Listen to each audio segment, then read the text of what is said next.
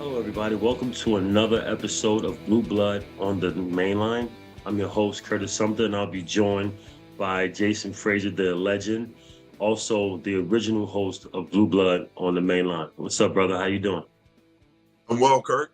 Thanks you for having me on for another episode. I'm just looking forward to talk Villanova basketball and the things that we love the most. Absolutely, absolutely. Like I said, you're the legend, Villanova's uh, most highly touted recruit of all time. I would probably say, or at least in my era. So definitely catch people up, man, on what's been going on in the life of Jason Frazier, life after basketball, after Villanova.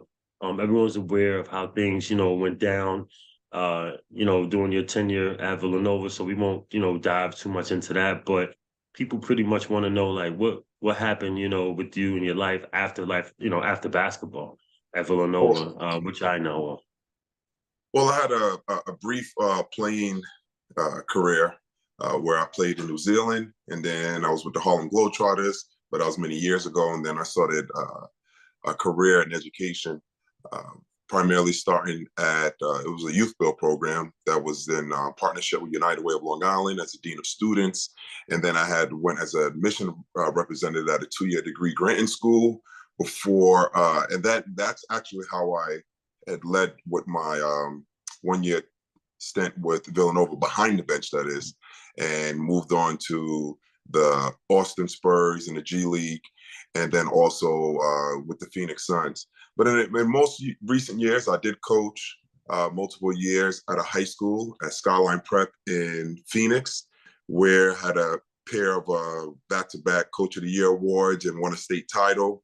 And it was good pouring into the lives of those young men to just play a small role in the big picture of their lives and pouring out all I had in me into them to go from young boys to men. And if you fast forward into today's situation where I'm back on Long Island in New York, and my daughter's finishing up high school, which she said she wanted to do. So we said, all right, we'll go back out. She's finished up high school here. So then I had took a position as an associate head coach at my high school, at Amityville High School. Right now, we're currently in the playoffs, making a deep playoff run. So we'll see where that goes. Awesome, Jay. That's a wonderful basketball career. It's like you said, you've were a part of so many different lives, helping people, pouring your knowledge into them, giving back, sharing life lessons, like all that stuff is very, very important in the development of a young athlete. Um, I know for just, being one of your great friends, you've always had a great outlook on things. You've always been good at communicating, with people. So I can definitely see you as being a really, really good coach. And it's no surprise that in just 1 or 2 years, or just in 2 years, you got back to back coach of the year and a state title. Like none of that surprises me. So I'm very, very happy to hear, how things were going as far as that goes. You did touch on something that I forgot personally. And it brings me back to a place the Harlem Globetrotters. Yeah. I forgot you were a part of that, and that's like a historical organization right there. Like, I mean, that's it's so much history, with that team. Like, tell me about your experience with that. How was that? Oh, it was amazing. It was great. I really enjoyed it. And I, I was brought in by James Ryan and Al Clarker at the time. And it's the CEO who still runs it, Jeff Munn, was a great guy. Have great relationships with them all. It was fun. It was fun. I can say this. So coaching on the NBA level but playing as a Harlem Globetrotter, they travel more than anyone else. Like I told you, we had the main tour is a 4-month North American tour, where at some point in that tour you even break off and go into Europe. The North American tour, we played 127 games in 124 days, never repeating the same city twice. So there were some days where you'll play in one city in California, and third quarter you get on the bus, half the team would get on the bus, start the next show in a different city. And then by the time you get to the third quarter in that second city, the original city that you played in, though half that finished it there will finish then that second game. It was we were slotted for 2 days off out of the 4 months. Every day was a show. Now here's the thing. Yes, part of it is scripted. There is live, but there is live play also inside of it. However, consider this: when you go to a show and it's 2.5 hours, 3 hours long, we run through that prior to you coming to the arena, and we go hard. You can't fake practice alley-oop dunks and everything else. So it's a grind, but it's a lovely thing, and the team does a great job of keeping one another morale and spirits up, and it was fun. It was fun. I have nothing but positive things to say about my time as a Harlem Globetrotter. Oh man, like you said, like people just go there and see the show. They don't see what it takes behind the scenes to actually produce the show. And you said for a 3-hour show, yes, you need 3-hour practice before that. Yeah. That's insane. Like you said, man, it's living like a rock star, like literally living like a rock star. You're on a world tour and, different cities every other day. So I can't imagine, like you said, it was definitely a great experience, but the toll it might have taken on your body, can't imagine either. Just in and out of hotels, planes, buses. I'm sure they feed you well, though. They got to feed you well, though. Oh man, they do a great. Like I said, I have nothing but positive things to say about my tenure with them. They feed you, and especially when I was young, I love to eat. Not much has changed. Not much has changed, but they do a great job. They do a great job in feeding you. Great job on taking care of you. That to this day, that by far that's the best benefit package I have with any organization, team, business that I've ever been with. They really do a good job of taking care of their players, and they do a phenomenal job of trying to get back former players into the organization, into various roles. So I have nothing but praise for them. I've been contacted multiple times too, but the situation just wasn't right at the time to, go into HR or go into just different administrative roles with the organization. It's great. It's great. It really is. Awesome, man. That's awesome. You know who my mom ran into a few weeks ago? And she was like, "Oh, shoot." And it's so funny because he told her, he was like, "Yeah, give Kurt, my Instagram." So she followed him because she has Instagram. Sagari. Oh, okay. Sagari. Okay. Yeah, Yeah. Sagari Link. And she was like, "I've seen this guy." She was like, "I recognize him now. You just don't see like no tall guy." But she was like, "I know when you see a tall guy, you think automatically." She said, "But I know I've seen this kid." Right. So she was like, and I remember him as a young kid. So they was talking for a while. And when she passed along his information, I went on this page and I saw he was also on the Harlem Globetrotters. And I was like, wow. So that's you. We were He rookies was on together. there. Shigari was there with you. We were rookies together. I didn't know you guys were there together. I thought that was like a whole nother thing. I didn't know he was there with you. Wow. Willie Shaw was the other New York guy. Shaw too. Wow. Slick. Yes. Because we had Shigari was Skyscraper and I was Apollo for the Apollo Theater, being from New York. Yeah. Yo, that's so cool. Just guys, he played against the high school.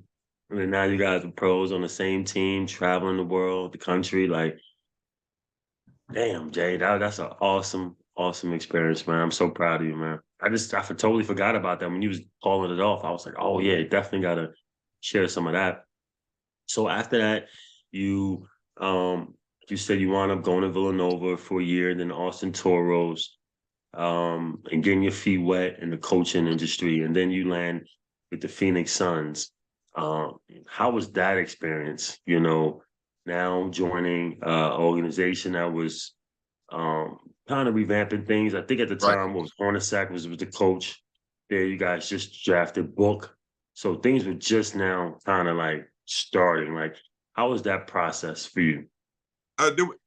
There were growing pains like with any other young organization, and it was, it was good. It was one of those situations where you found out how much you know, and also how much room and opportunity you have to grow.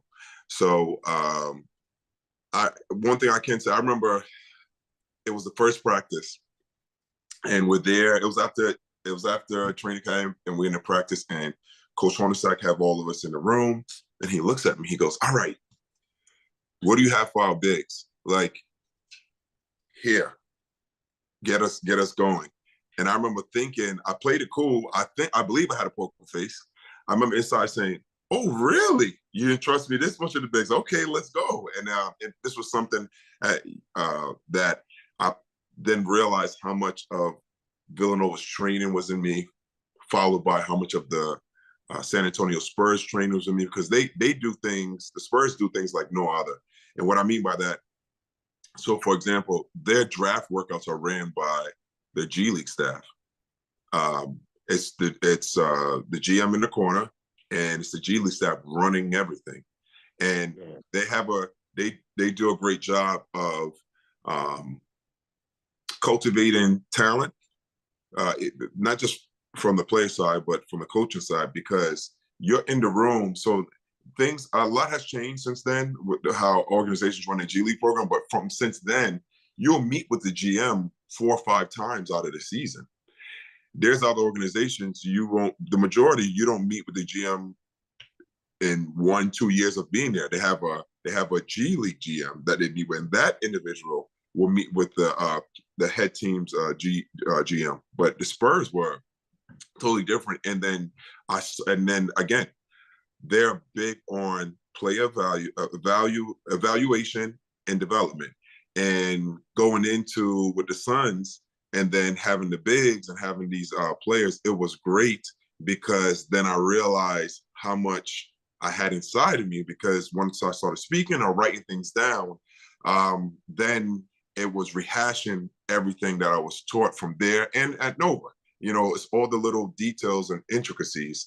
So, that was great. And a lot of my play, I think, as far as development, I had some of the biggest success stories during my tenure there, in terms of players signing big contracts after 1 year of working with them on a court, and they had no history of getting paid before that. And they had the 1 year, because the biggest thing that people got to realize when it comes to basketball, and in all sports, but primarily basketball, because it's a great team sport, is you don't want to work on 1,000,001 different skills. You want to work on being effective. It's all about being effective. Does your play result to winning basketball? So if you find a way to play a vital role in the reason why your team scores and the reason why your team has defensive stops, that's all that matters, and that's what you'll get paid for. Absolutely. I found myself in that somewhat the same position, trying to reciprocate that same message to a team, working with the Sixers, and like San Antonio, we brought in Brett Brown, who was the first player development coach in the history of the NBA, brought in by Popovich, who started that whole player development role for the San Antonio, which now every team has one. So everything you're saying is exactly what I saw. The way how it run, like, I'm sure it was boom, and I was a part of the mix, so I got a chance to learn. And like you said, it's opportunity to see what you know and what you don't know, and how much room you have to grow. And the moment I got thrown out there, it's a lot of nerves. Like, oh shoot, like I'm on the floor with, all these NBA guys, and they looking at me for direction. And I gotta be, deliberate and sound confident when I'm saying, even though I know what I'm saying, but it's just all about that communication. So definitely learning curve and had my moments, but I got through and I felt good being able to, control a room or step on a court and, get everybody's attention and get the respect I need to get things done. And it was fun too. Like you said, working with guys, helping them get better. Spent 2 years with Joel Embiid. So felt like I was not only a sparring partner, but also like a mental coach in a sense, because we had a lot of, mental discussions and things going on. He was a different place, people told him he might not play again. So, and just me going through my injuries. So I get it. And then it really actually made me love being a coach more. Having those intimate moments, with players, especially because it was close to me, especially guys who got hurt. Like I did a lot of time helping guys rehab from injury, getting back on the court. And that was like near and dear. I felt like that was like my niche, like the player development, strength and conditioning. I enjoyed the coaching a little bit, but I was like, I coach behind the scenes. I want to get down and just work, with you and then remove myself and then let you, do what you do and then watch and see Yeah, how it is. yeah, So that was my experience with the Sixers.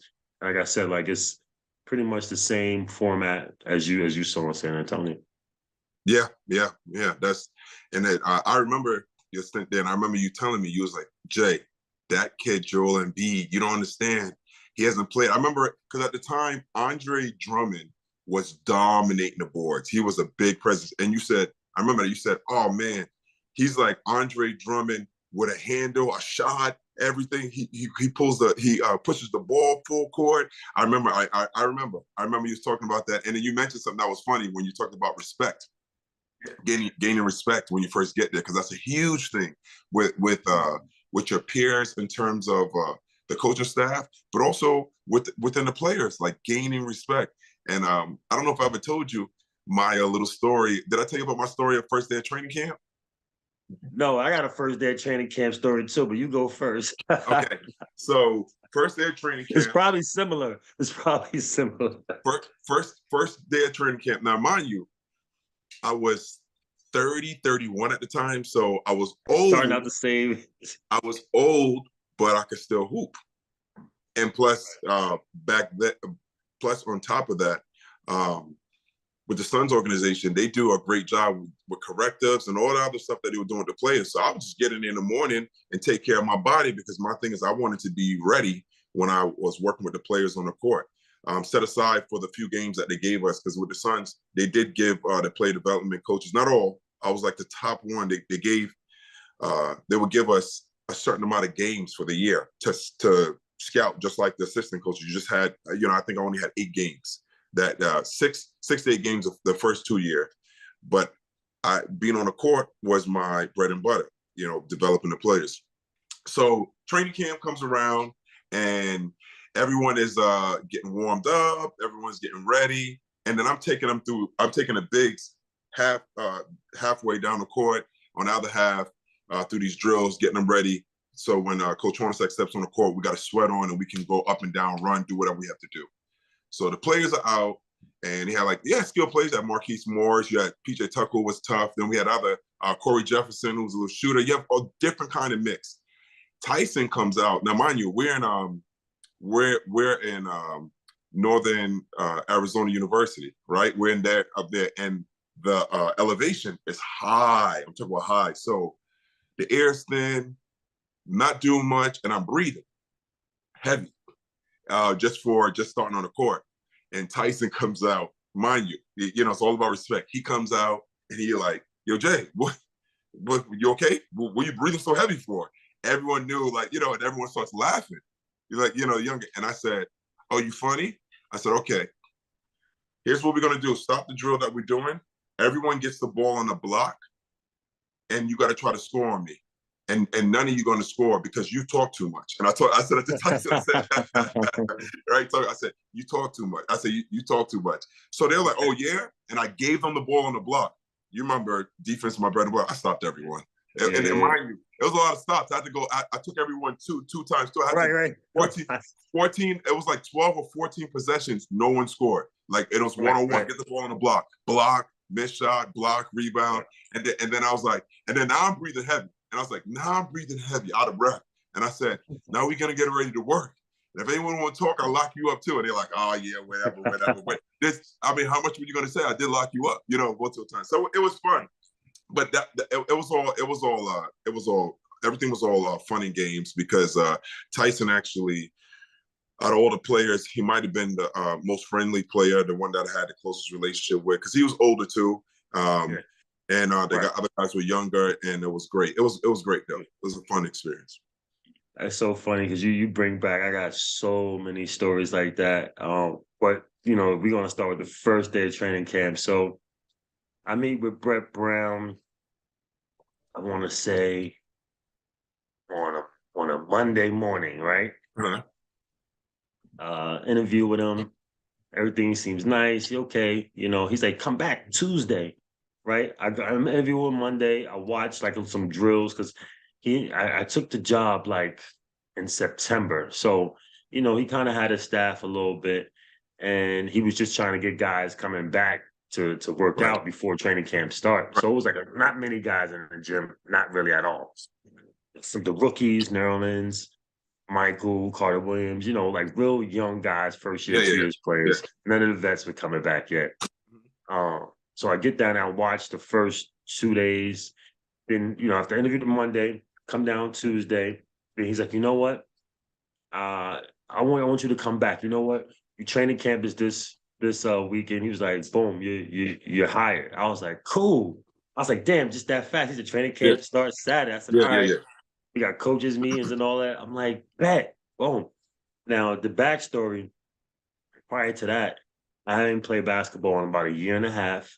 And when I was finished playing basketball, I was suffering from like these crazy like lower back pain and issues. So I Yeah, yeah. wasn't moving at all. Right.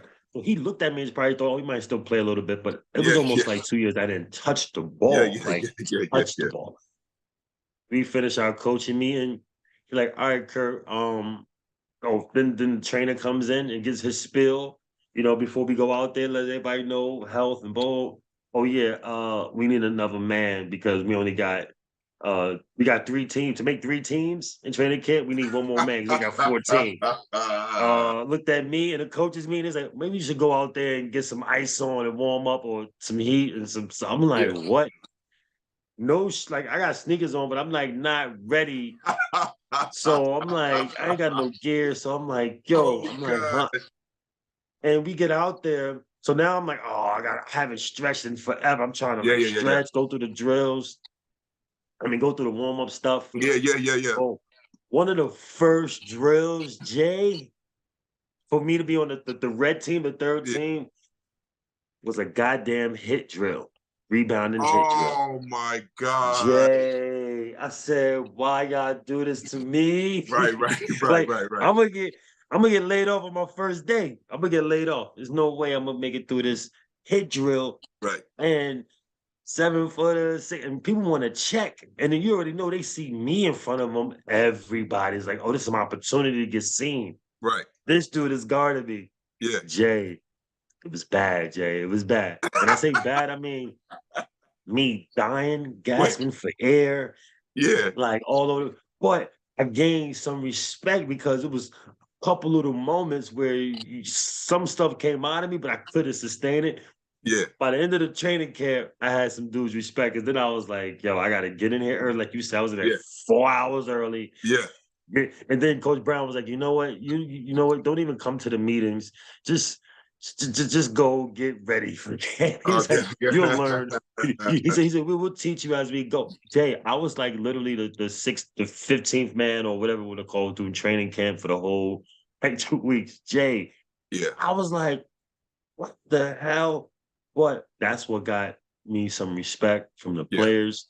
Because then when it came down to all right, trying to tell them something, they can see like I can show them something or say, do you know how I did this? Or like this is what I did, this is what I saw. Like I was being like a coach on the floor too. I was playing for real because Coach Brown like, yo, like seriously, like play for real, you know, because this is a better way we can teach. We can't have anything. I know you out there, you want to just no, like you that thing gets swung to you over, shoot it because you're gonna mess it up if you try to make Yeah. another Yeah. Yeah. pass Yeah. or blah, blah. Yeah. He Yeah. said, Yeah. I Yeah. understand, but we gotta keep and then Right. I was having my Right. moments and it allowed for people to say, okay, got a little respect, and even some coaches too. And then once we got all our guys back, you know, and then the Right. one-on-one stuff, like you said, Jay, the defense, Jay, locking them all up, guards, bigs. They was like, damn, we can't score you in the post. I'm this way. I was like, trust me, I gotta look at me, think I'm smaller, but Yeah. I'm quick. I got your timing down and your Yeah. dribble. As soon as I put that ball Yeah. on the floor to try to post me, I'm right around you, Yeah. tipping it. Like I'm Yeah. real savvy, front you Yeah. know. So Yeah. it became fun. But man, if it didn't take a toll on my body, Jay. Yeah.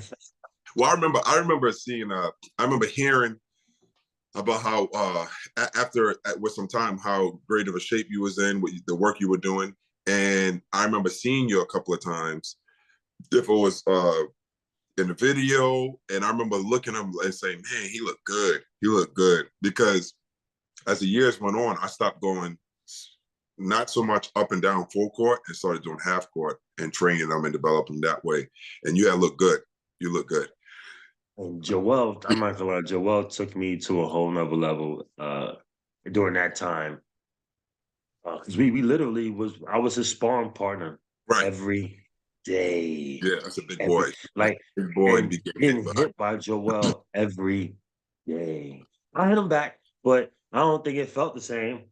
But weight you know, class. a different weight class. But I mean, 1-on-1, me playing defense for like an hour and a half on him, like 9 spots, one, Right, right, two right, right, dribbles, three, right, right, right, like right, straight. right. And then let's switch it up. Now you gotta, work on your defense. Now I'm on offense. Now I ain't been on offense this much in years now. I'm like, I'm Right, in right. offense for a week. And it was just fun. We got better. It allowed him to be very, very creative, Mm-hmm. allowed us to be very, very creative, have fun, take his mind off of his injury and what he had going on, dealing with, continue to have that love for the game because it's so easy to lose love, man, when you're going through those injuries, as Yeah, we know. yeah. And his situation too, his whole dynamic when he got there, the injuries, and then his brother dies, his brother gets killed, his younger brother gets, I think, a truck or something like that ran into a school or something. It's crazy, just dynamic. So his life was just mentally, he was just all fucked up. And we shared so much time together. And it was a video.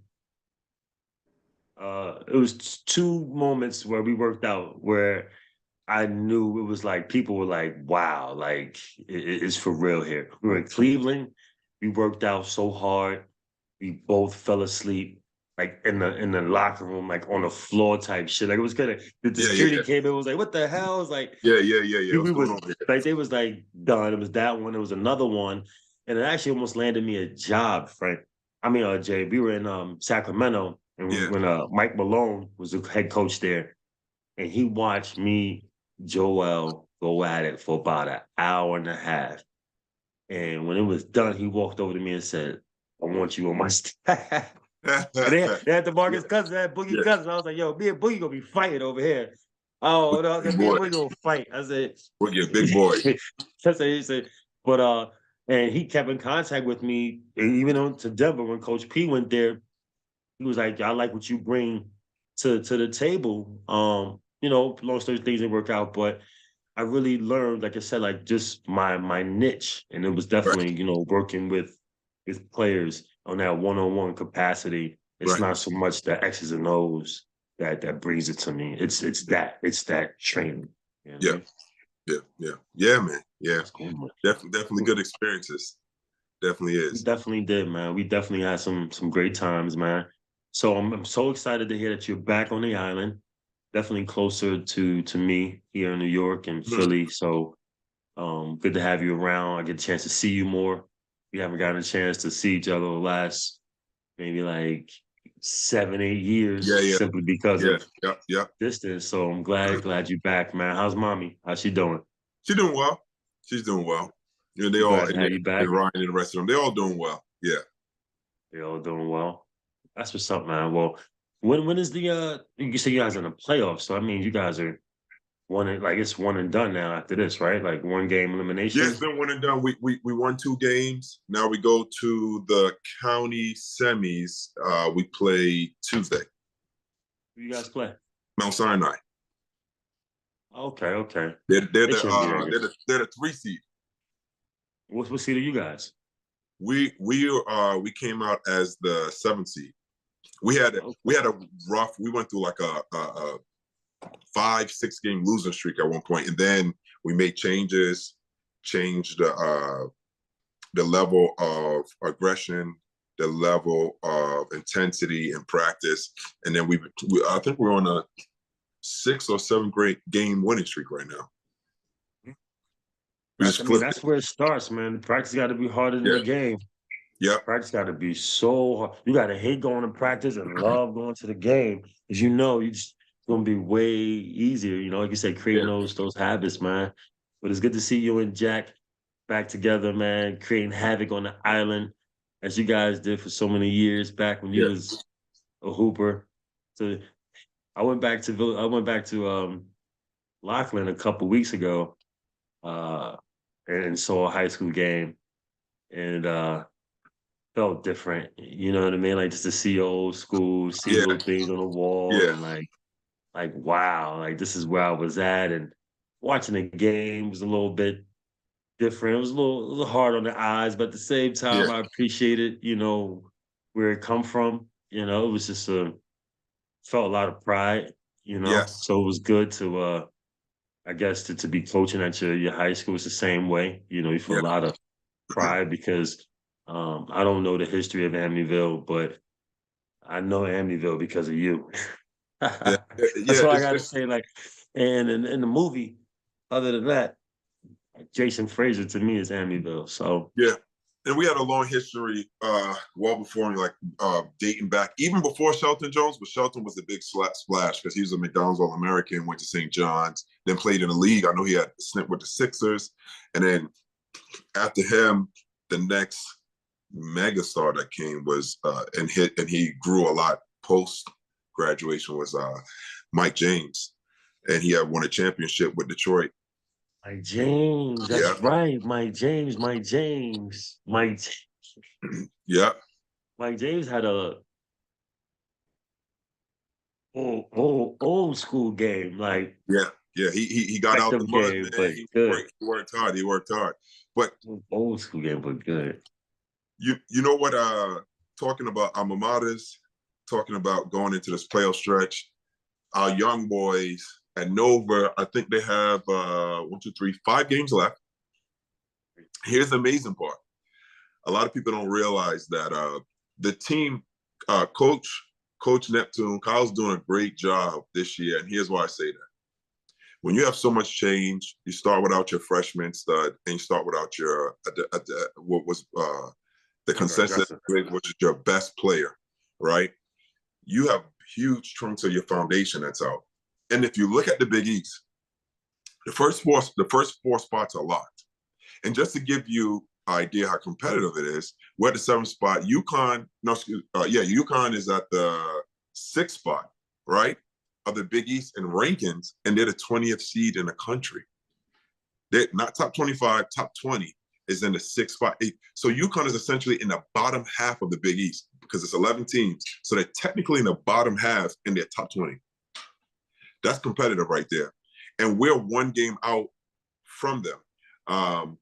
And we have the last 5 games, 4 of the last, let me remember. So 4 of the last 5 are all against ranked opponents. So you have Seton Hall is a competitor too. And so there's no easy games out. You have Creighton, Providence, Xavier, then it's Seton Hall, and then you think we finish off with UConn, right? And here's the amazing part. When you look at it, we're actually in a lot better place than what most realize. When Xavier was the one, I think they beat us by 8. You want to have it 5 or below because 5 or below is a 2-possession game. But they beat us by 8. However, it was a high scoring game. I believe it was 80-88. We had lost to Xavier. So that shows that we can score against them and score well. So now throughout the game, do we execute and get a few more stops than we did before? You win the game. Then you have Creighton and Providence. Those were both 5-point losses. Again, that's a 2-possession game. That's very, very winnable. And then we have Seton Hall, which we beat, and then you have UConn. So when you think about all of this, I think we're in a great position. I would not be surprised. I would not. I won't be surprised. I'll be delighted. I wouldn't be surprised if we hunker down because we just won 3 in a row. If we ride this wave, we can go 4-5. Some people may say that's not probable. People say, but when you look at it, I just laid it out. I have a comfortable grip on Seton Hall on our play against them, even though they're a great team. They deserve all the respect. The coach is doing an amazing job. However, we have a good grip on them. And then when you look at Providence and Creighton, which are going to be two of the next three. Uh, I like our odds against them. Winning 3 straight, only lost by 5 not too long ago against them, and I like our odds. So again, you take it one game at a time, but I won't be surprised we go 4-5, and we'll finish with what, depending on how everything shake off, the 5th seed, in the Big East. Which again, think about it, the 6th seed is number 20 in the country. So there's something to be said about that. I don't disagree with you on anything you said there. Everything you said was absolutely correct. Just to continue, like to add, like you said, we started out undermanned. We battled through injuries all season. We were learning on the fly. We had guys, we were asking guys to do things that we normally wouldn't ask them to do. Right. And they did a great job at doing the best they could, keeping us afloat. Now we got Justin back. Now we got Jordan back. He still got both of those guys got to get their legs underneath them. Longino's been playing hurt the end of last year, started this season, got hurt this season. He's still not 100%. He's still not himself. So we got him on a court, but we still got to get him somewhat back. Justin has to get his legs back. Like you said, then we'll continue to just grow and just build the chemistry.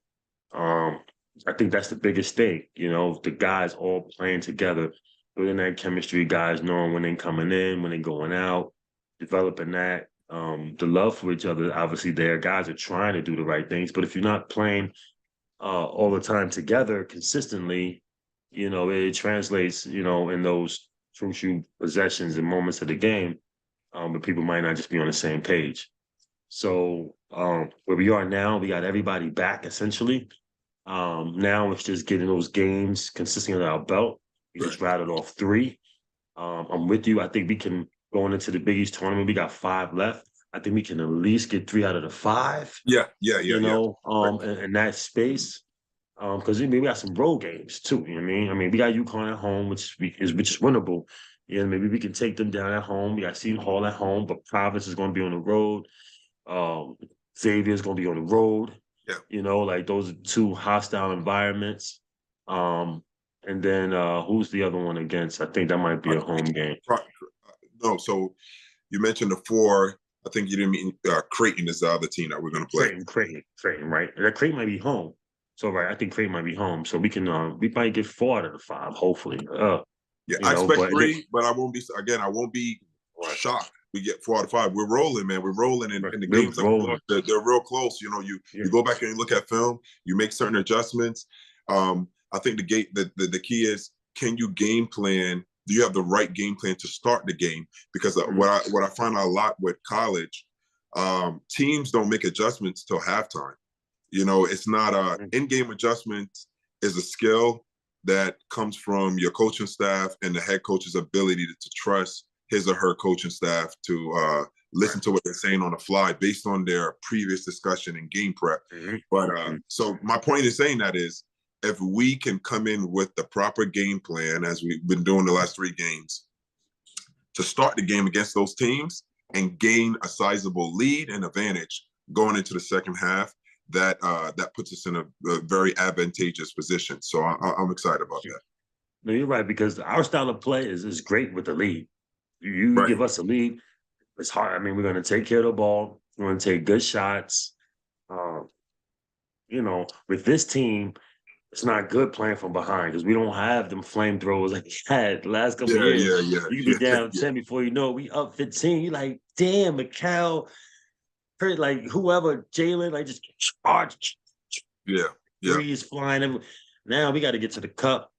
We got to shoot 90% from the free throw line, this team, because we constantly got to score in the paint. Like, that's our bread and butter. We're a paint team. We got to get paint touches every time we come down that floor. We should not be just looking and settling for threes unless they wide open off of a driving kick. Not even so much off the bounce. I don't even like off the bounce threes. I don't think we have that. Sometimes I see a little bit of that, but I'm like, I get it off the driving kick, 1-2, get your feet planted, and let it fly. So, but I'm excited where we are now. This is a roller coaster season. Some of the people I was telling this year, it reminds me of my 5th year. It was up and down. It was myself, Mike, Will, and Ross as seniors and leaders, and then all freshmen and sophomores.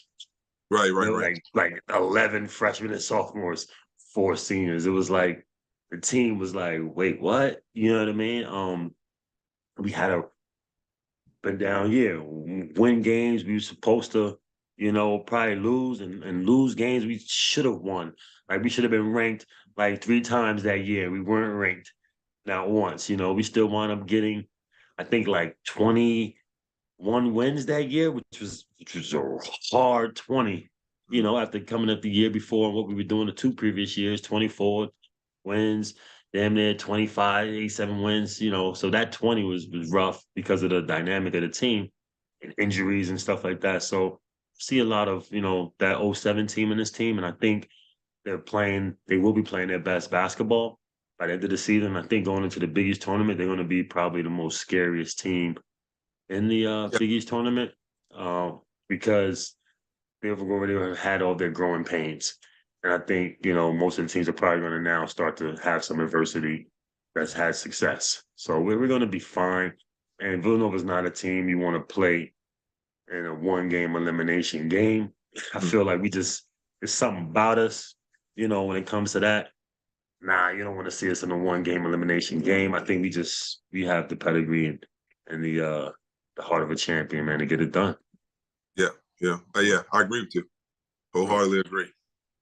But I won't hold you too much longer, bro. I know you got a All right. long day today. You guys got Yeah, practice. You got a yeah, game yeah. I coming gotta up head on out. Tuesday. So I just appreciate you taking this time out with me, Jay, the originator, the original host of Blue Blood on the Main Line. I'm trying to take what you started and created, Jay, and continue to grow it, man. So it's a blessing, man. I appreciate it. And let me know how I'm doing. All right, man. Thanks for having me on again, Kurt.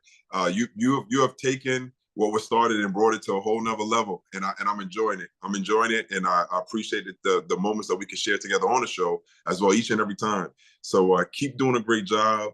Keep getting the guys on the show and covering the wonderful content that you're bringing up, because it's good. It's refreshing. Put it that way. It's refreshing, and it's authentic. Is the word. But I appreciate it. Keep going hard, and then see you next time, and then see you soon outside of this. Oh, for sure, definitely, man.